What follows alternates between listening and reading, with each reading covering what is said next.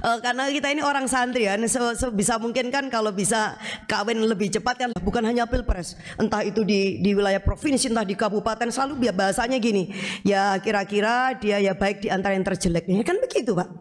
Kita tidak mau seperti itu. Harusnya kita ini adalah mencari yang ya best of the best. Dia terbaik dari yang terbaik, bukan dia baik dari yang paling jelek. Karena apa? Karena nggak ada pilihan lain. Nah, saya khawatir bahwa ketika ada situasi di mana kita nggak punya pilihan lain itu, ini adalah situasi yang diciptakan. Situasi yang sebenarnya tidak berjalan secara alamiah. Ada yang kemudian situasi-situasi yang memang dikontrol, yang kemudian dikendalikan dan diarahkan agar memang rakyat Indonesia tidak memiliki kesempatan untuk menilai, memilih, mengenal lebih dekat dan mencintai siapapun kemudian pemimpin yang dilahirkan dari alam demokrasi kita yang melalui pemilu dengan cara yang sangat terbuka ini gitu. Pasti kemudian meninggalkan jejak luka, kemudian meninggalkan kebencian, kemudian permusuhan, dan itu lagi terus menerus energi kita yang kemudian kita akan pelihara, dan kemudian itu diulang lagi, akhirnya kita lupa bahwa agenda-agenda penting kita untuk menyelamatkan Indonesia agar perahu besar yang namanya rumah Indonesia itu bukan hanya sekedar selamat, tetapi juga memang benar-benar memimpin peradaban di antara negara-negara lain di kawasan, memimpin kemajuan di antara negara-negara yang lain. Itu yang kita mau. Jadi kalau ini yang kita lakukan, maka ya kita tidak hanya sekedar punya Indonesia sebagai sebuah kapal, tetapi kemudian ini kapal pengikut, karena ada kapal induk di depan kita gitu loh. Kita bukan hanya sekoci bagi negara lain untuk kepentingannya. Kita nggak mau yang kayak gitu.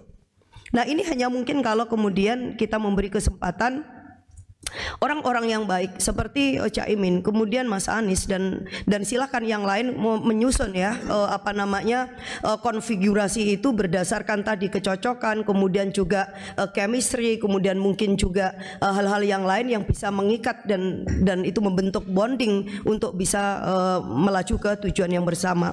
Nah, yang berikutnya Mas Ari, saya juga mau katakan kita senang ya ketika kemudian Cak Imin ini dipertemukan di momen-momen yang memang sangat penting. Politik itu tidak bisa dilepaskan dengan momentum itu, iya.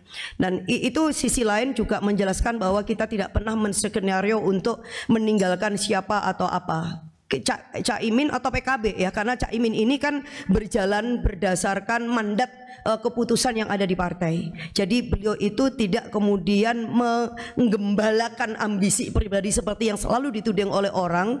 Cak Imin itu penerima mandat partai melalui Rakornas, melalui Muktamar dan berbagai forum organisasi tingkat tinggi di PKB. Belum lagi kemudian ada ratusan kali acara-acara khalakoh, pertemuan dengan kiai-kiai masyayikh kita, kiai-kiai yang khusus, yang langitan, yang terus-menerus memberikan dorongan bahwa PKB sudah waktunya untuk juga menjadi bagian yang memimpin Indonesia. Jadi 25 tahun PKB ini tidak pernah menjadi pengkhianat Indonesia. Kita selama punya pengalaman berkoalisi, baik itu dengan Pak SBY 10 tahun, boleh dicek. PKB selalu menjadi mitra koalisi yang sangat loyal, sangat loyal. Orang membuli Cak Imin karena loyalitas kita dulu. Biasa kan, oh ini cium pantat, ini cuman bebek. Bukan itu, karena apa? Karena kita pegang etika, Pak. Bahwa kekuasaan itu juga perlu dijalankan dengan etika. Hubungan di dalam koalisi itu juga perlu dibangun berdasarkan etika. Kita juga membangun ini semuanya dengan integritas, itu penting. Jadi kita tidak akan menjadi musuh di dalam dirinya pemerintah di mana kita menjadi koalisi. Itu boleh dicek.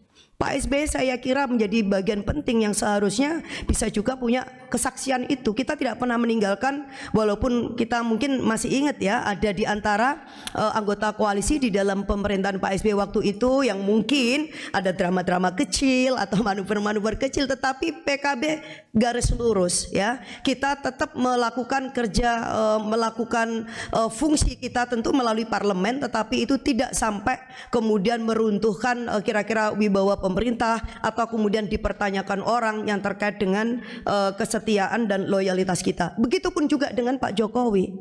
Nah ini juga penting. Kita ini selalu juga berada di posisi garda terdepan ketika bukan mengkampanyekan saja ya, tetapi juga menghadirkan figur Pak Jokowi, kemudian juga menerima Pak Jokowi berikut dengan semua garis kebijakannya di kalangan keluarga besar PKB, juga Nahdien secara umum dan juga masyarakat secara luas. Nah lagi-lagi PKB tidak menjadi bagian yang kemudian menciptakan drama untuk menjadi katakanlah oposan di dalam koalisi kabinet ini sampai sekarang. Terima kasih sudah nonton. Jangan lupa like, subscribe, dan share ya.